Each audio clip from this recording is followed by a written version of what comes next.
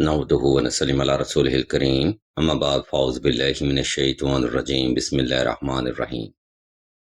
ناظرین اکرام، جادو، نظر بد، ٹاؤن میجک اور نیگیٹیوٹی اس زمانے کی اٹل ترین حقیقت ہے۔ کون کب کہاں کس مقام پر آپ کو اپنے شر کا شکار کر دے، اس بات کا اندیشہ ہمیشہ قائم رہتا ہے۔ لوگ انجانے انجانے میں بھی کسی انسان کو اپنے حسد اور نظر بد کا شکار کر دیتے ہیں، حالانکہ ان لوگوں کو خود بھی اس عمل کی خبر تک نہیں ہوتی۔ اس لیے اس ویڈیو میں ہم آپ کو جادو کا اثر معلوم کرنے کا طریقہ بیان کریں گے۔ یہ علمی آرٹیکل ہماری سالہ سال کی محنت، تجربات اور مشاہدات کی بنیاد پر پبلش کیا جا رہا ہے۔ ہم کوشش کریں گے کہ ہم کوئی بھی ایسا نقطہ بیان نہ کریں جو کہ شرع سے ٹکراتا ہو اور حقائق کے منافی ہو۔ اس لیے آپ سے بھی گزارش کی جاتی ہے کہ اس روحانی پروگرام کو مکمل توجہ کے ساتھ سماعت فرمائیے گا۔ عزیزان محترم، جادو ہر انسان اور اس کی شخصیت پر الگ الگ طریقے سے اثر انداز ہوتا ہے، اور بعض معاملات میں جادو یا شیطانی طاقتیں خود طے کرتی ہیں کہ اس نے کس انسانی معاملے کو اپنا شکار کرنا ہے۔ اگر تو کوئی انسان کاروبار میں عروج پر ہے تو جادو اس کے کاروبار کو نقصان دے گا، اور اگر کوئی انسان شعبہ تعلیم میں بڑا اچھا ہے تو اس کو ذہنی طور پر یہ کمزور کرے گا۔ ریلیشن اور محبت میں لوگوں کو الگ الگ کرے گا، ان میں نفرت ڈالے گا اور لوگوں کو بلا وجہ ذہنی اور جسمانی بیماریوں کا شکار کرے گا، جو کہ عام طور پر ڈاکٹر کی سمجھ سے بھی باہر ہو جاتی ہیں۔ اس کی عام مثال میاں بیوی کے باہمی معاملات سے بھی لی جا سکتی ہے۔ اس ضمن میں میں ایک حدیث کا حوالہ آپ کے سامنے ضرور رکھنا چاہوں گا، جس میں آقا کریم رؤوف الرحیم نبی کریم صلی اللہ علیہ وسلم کی ذات مبارکہ فرماتی ہیں کہ بے شک میاں بیوی کے درمیان جو شخص لڑائی جھگڑا کرواتا ہے وہ بے شک ایک شیطانی عمل کر رہا ہوتا ہے۔ یعنی جادو ایک ایسی چیز ہے جو کہ زبانی بھی ہو سکتی ہے اور عملی بھی ہو سکتی ہے۔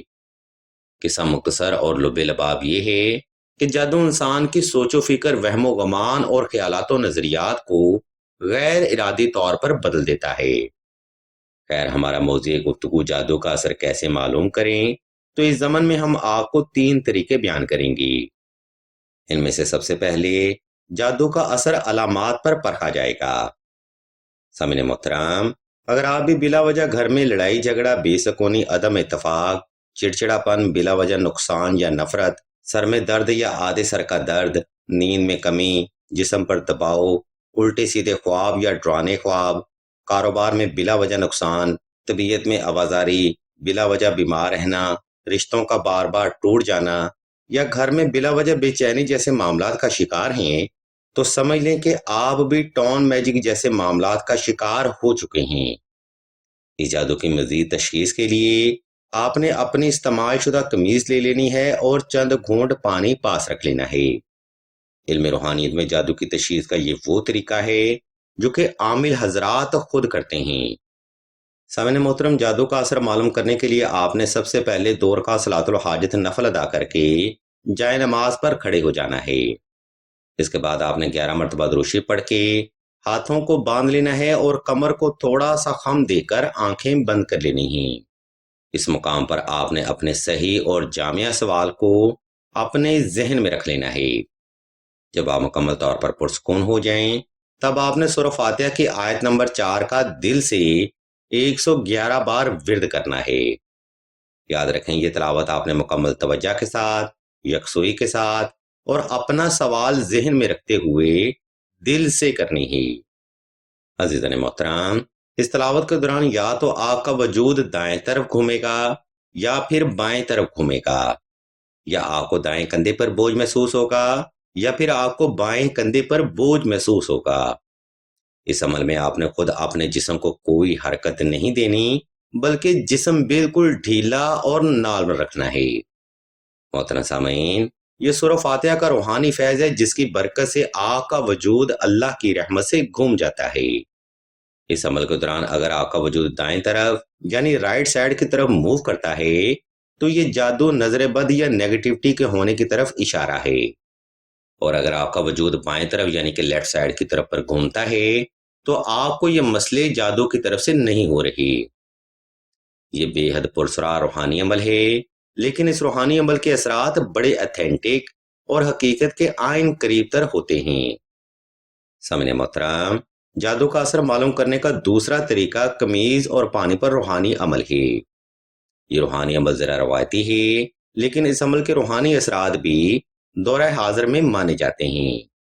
اس روحانی عمل میں آپ نے چند گھونٹ پانی اور اپنی استعمال شدہ قمیض کو پاس رکھنا ہے۔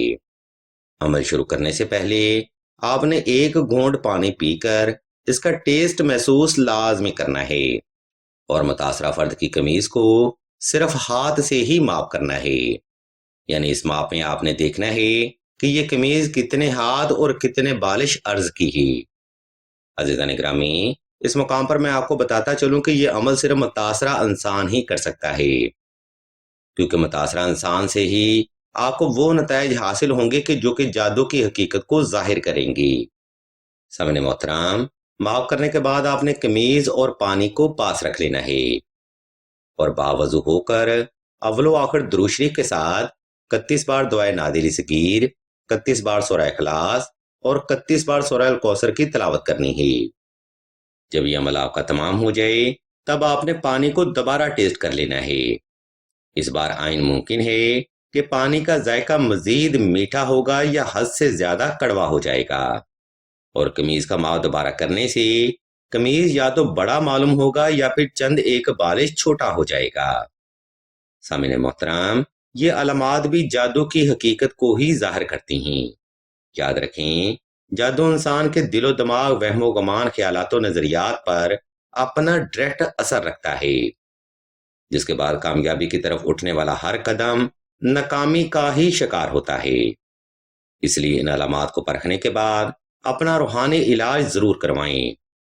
اس مقام پر میں آپ کو ایک اپنے تجرباتی زندگی سے ایک بات بتاتا چلوں کہ آج تک ہم نے جن لوگوں کو بھی جادو کو نظر انداز کرتے دیکھا ہے، وہ لوگ آج تاریخ کا حصہ بن چکے ہیں۔